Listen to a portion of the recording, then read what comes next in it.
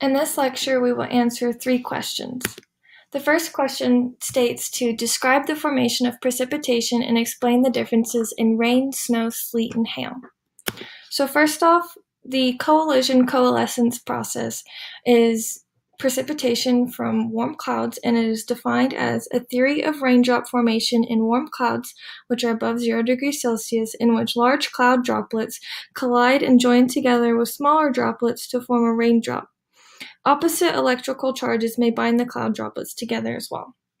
Next is the Bergeron process, which is precipitation from cold clouds, and is defined as the process is a theory that relates the formation of precipitation to super cold clouds, freezing nuclei, and the different saturation levels of ice and liquid water.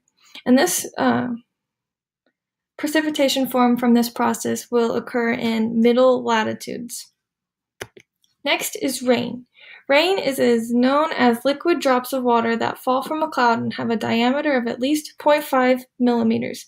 Most rain originates in either nimbostratus clouds or in towering cumulonimbus clouds that are capable of producing unusually heavy rainfalls. Next is snow. Snow is a solid form of precipitation produced by sublimation of water vapor. Produced in the supercooled clouds where water vapor is deposited as ice crystals that remain frozen during their descent. The shape, size, and concentration of snowflakes depends to a great extent on the temperature at which they form. Next is sleet, which is frozen or semi-frozen rain formed when raindrops freeze as they pass through a layer of cold air. It is a wintertime phenomenon and refers to the fall of small particles of ice that are clear to translucent. For sleet to be produced, a layer of air with temperatures above freezing must overlie a sub-freezing layer near the ground. When raindrops, which are often melted snow, leave the warmer air and encounter the colder air below, they freeze and reach the ground as small pellets of ice the size of raindrops from which they formed before. Lastly is hail. And hail is the precipitation in the form of hard, rounded pellets or irregular clumps of ice, and are only produced in large cumulonimbus clouds, they begin as small ice pellets that grow when supercold water droplets are added as the pellet moves through the cloud. The strong updrafts can carry the hailstones through many cycles and increasing the size of hail by adding new layers of ice with each cycle. The hailstone will continue the process until there is a strong downdraft to pull the pellet out of the cloud, or it becomes too heavy to be supported and will fall out. The next question states to sketch and label the 4 types of fronts including the general weather of each.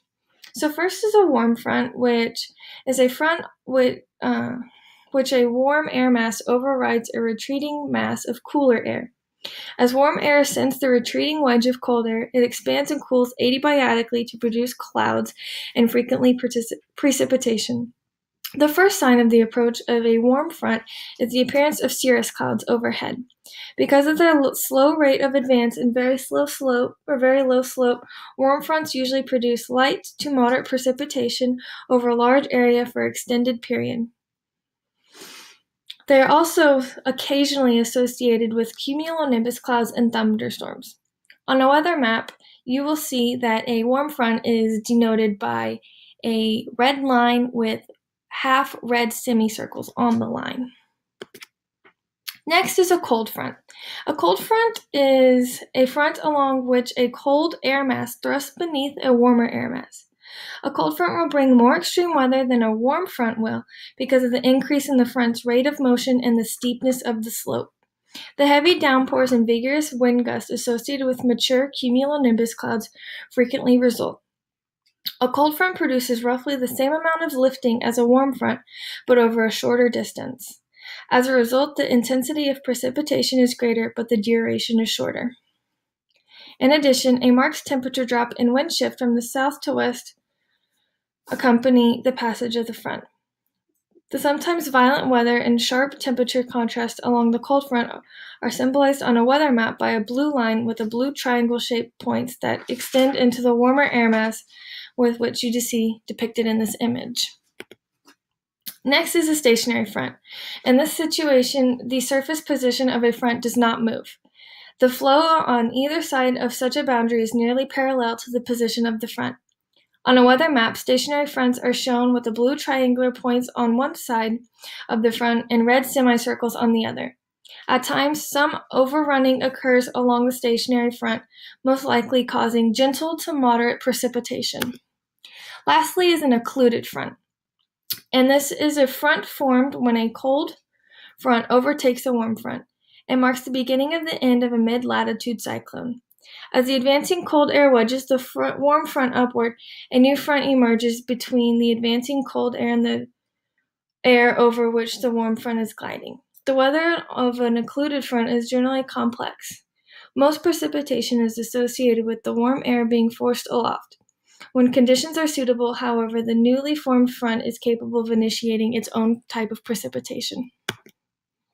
Lastly is, why is lifting of air important? And then discuss two processes of lifting. So the lifting of air is important because as it rises, it will expand and cool adiabatically. And if the air is lifted sufficiently enough, it will eventually cool to its dew point temperature where saturation will occur and clouds will begin to develop. One form of this lifting is convergence, which is a horizontal pileup of airflow resulted in upward movement. When air flows in from more than one direction, it must go somewhere. Because it cannot go down, it goes up. This leads to abayatic cooling and possible cloud formation. Convergence can also occur when an obstacle slows or restricts horizontal airflow. Next is orographic lifting. As air descends a mountain slope, adiabatic cooling often generates clouds and large amounts of precipitation. In fact, many of the rainiest places in the world are located on windward mountain slopes. By the time the air reaches the leeward side of the mountain, much of its moisture has been lost. If the air descends, it warms adiabatically, making condensation and precipitation even less likely. The Great Basin Desert of the western United States lies on a few hundred kilometers from the Pacific Ocean, but it is effectively cut off from the ocean's moisture by the imposing Sierra Nevada. Because of this effect, one side of a mountain will almost always be very green and luscious, while the other side is more dry and barren.